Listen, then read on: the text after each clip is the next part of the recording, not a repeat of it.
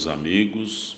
Hoje nós vamos conhecer mais um ilustre personagem do Espiritismo do Brasil. Trata-se de Zilda Gama.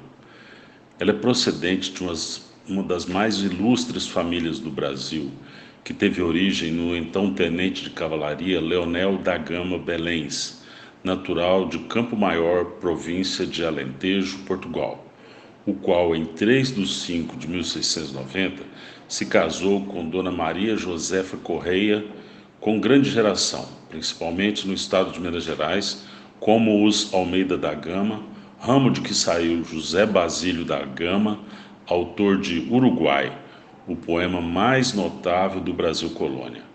Nasceu Zilda Gama em 11 de março de 1878, em Três Ilhas, no município de Juiz de Fora, filha de Augusto Cristiano da Gama, escrivão da paz, e Elisa Emília Clores da Gama, nascida em Vassouras, no Rio de Janeiro, de pai alemão e de mãe mineira de São João del Rei. Zilda Gama era, como sua mãe, professora pública, diplomada pela Escola Nacional de São João del Rei, Minas Gerais. Exerceu o magistério no município de Além, Paraíba, tendo assumido por várias vezes a direção dos grupos escolares Castelo Branco e Salles Marques, na mesma cidade, após ter obtido 2 promoções. Em 1929, tendo a Secretaria de Educação de Minas Gerais posto em concurso aulas modelos, obteve o primeiro lugar na classificação oficial e foi inscrita na Escola de Aperfeiçoamento de Belo Horizonte, onde concluiu o curso a 6 de dezembro de 1929. Em 1927, tomou parte do Congresso de Instrução como membro permanente e, em 1931, no Congresso Feminino, presidido pela doutora Elvira Commel. Apresentou uma tese sobre o direito do voto feminino, que pouco tempo depois teve a aprovação oficial. Passando a residir em Belo Horizonte, continuou a exercer o magistério primário, agora no grupo escolar Afonso Pena daquela cidade, até 1938, ano em que se aposentou. Era culta e, jovem ainda, colaborou com poesias e contos em vários jornais de Juiz de Fora, Ouro Preto, São Paulo e Rio de Janeiro, dentre eles o Jornal do Brasil e a Gazeta de Notícias e a Revista da Semana, periódicos da então capital da República. Zilda Gama foi, porém, grande sofredora, tendo sido duramente provada com os testemunhos que foi chamada a apresentar às leis de Deus. No espaço de 5 meses, pelo ano de 1903, desencarnaram os pais e, como sua irmã primogênita desencarnara em 1901, ela foi, por isso mesmo, chamada a assumir o governo da família, contando apenas 24 anos de idade. Criou e educou os 5 irmãos menores, tomados órfãos, qual ela própria, e mais tarde, em 1920, 5 sobrinhos, filhos de sua irmã Adélia, também todos tomados órfãos, sem jamais esmorecer na sua coragem e na sua fé em Deus, e na dedicação àqueles que, de todas as formas, dependiam dela. Por volta de 1912, Zilda Gama já era adepta da doutrina espírita, embora não ostensivamente, como ela própria declara no prefácio de Na Sombra e na Luz. Em fins do referido ano, 1912, combalida por íntimos dissabores, sentiu que alguma entidade do mundo invisível desejava corresponder-se com ela. Pegou o lápis e prontamente lhe veio uma psicografia pela psicografia, salutar conselho, dado por seu pai, e outro por sua adorada irmã, poetisa e violinista Maria Antonieta Gama. Pouco depois, passava ela a psicografar mensagens de Mercedes, entidade que lhe foi inexcedível dedicação, consorcia de todos os seus instantes de dor e de raras alegrias, enfim, um dos seus mais desvelados guias espirituais, e que lhe revelara a importante missão que o alto lhe reservava no Espiritismo.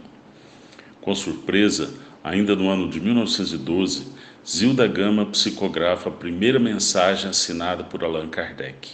Eis como ela relata o fato. Abre aspas. Intensa foi a minha emoção, que me sensibilizou até as lágrimas. E mentalmente disse-lhe que não me considerava na altura de desempenhar a contento a excelsa, quão arriscada incumbência de que me dera conhecimento a piedosa Mercedes. Ele ponderou sobre a responsabilidade dessa missão espiritual. Prometeu coadjuvar-me para que eu a executasse satisfatoriamente, terminando com austeridade a sua inolvidável mensagem, datada de 27 de dezembro de 1912, inseria em Diário dos Invisíveis em 1929. Sobre tua fronte está suspenso um raio luminoso que te guiará através de todas as dificuldades, de todos os obstáculos, e será a tua glória ou a tua condenação, conforme o desempenho que deres aos teus encargos psíquicos. Cinge-te de coragem, fé, benevolência. Cumpre sem desfalecimento e sem deslizes todos os seus deveres sociais e divinos, e conseguirás ser triunfante. Fecha aspas.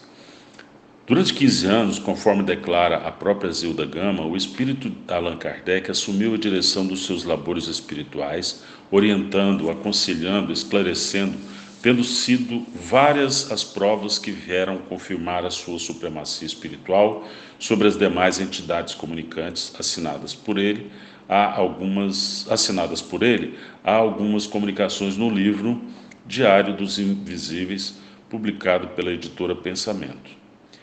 Em 1916 ou 1917, os espíritos informaram a médium que ela iria psicografar uma novela, fato que a deixou perplexa e meio descrente. Mas no dia e hora aprazados, Zilda Gama, sentindo-se como que impelida, passou a transportar para o papel rapidamente tudo quanto constituía o início de um romance.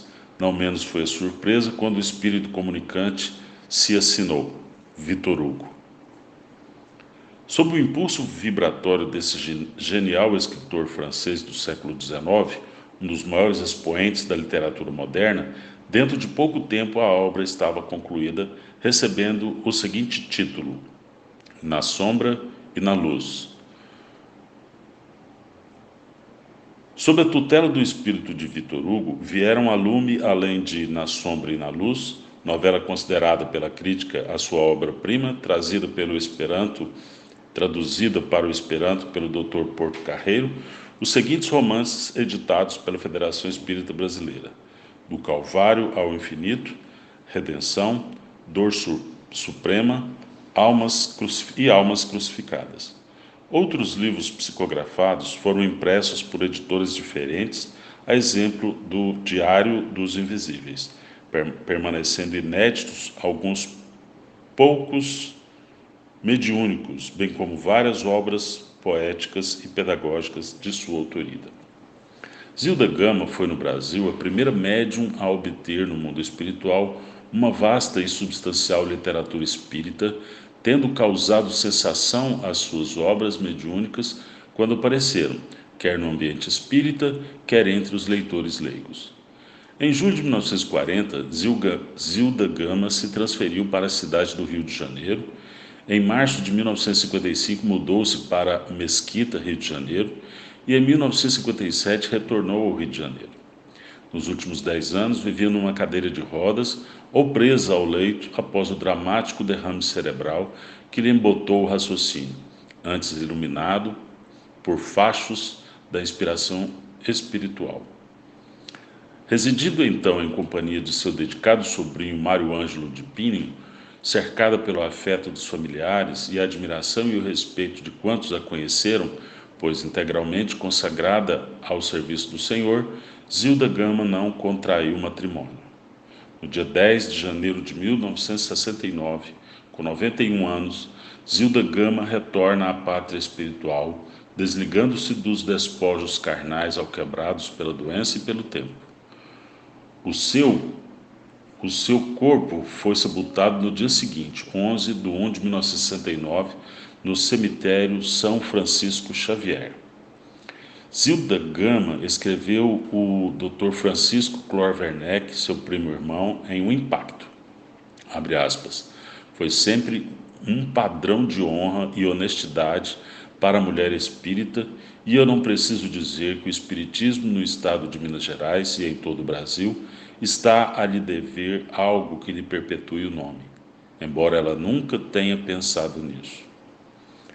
Foi uma grande antecessora de Francisco Cândido Xavier e é grande a falange de encarnados e desencarnados que se converteram ao espiritismo graças aos seus romances mediúnicos. A fonte desse estudo é chamado As Mulheres Médiuns. Olha o quilate dessa nossa médium Zilda Gama, psicografando nada mais do que o nosso codificador do Espiritismo. Que o amor incondicional de Jesus alcance a todos.